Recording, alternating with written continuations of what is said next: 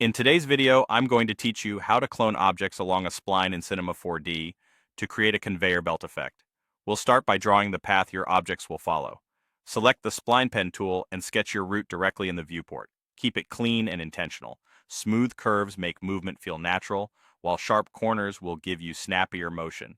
If you need evenly spaced results later, consider setting the spline's interpolation to uniform so the spacing remains consistent along the path. Next, create a cloner.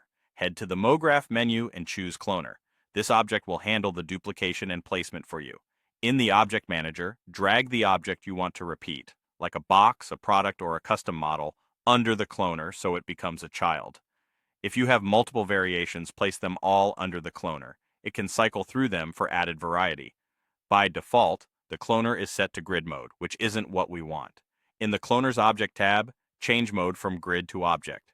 Now the cloner needs to know which object to use as its guide. Drag your spline from the Object Manager into the object field inside the cloner's settings. The moment you do, your clones will snap onto the spline path.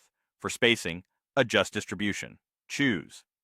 Even if you want a tidy equal distance between each clone, or use count to specify exactly how many clones appear along the spline. Tweak the count or adjust the spline's length and interpolation to get the spacing you're after. If your objects are facing the wrong way, enable alignment options in the cloner and adjust up vector or banking as needed so they sit correctly on the path. To create that conveyor belt motion, animate the offset parameter in the cloner. Set a keyframe at the start with offset at 0%, move forward in time, then increase offset to 100% and set another keyframe.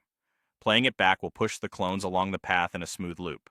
If you need constant motion, you can loop the animation or extend the keyframes for a slower, more deliberate pace.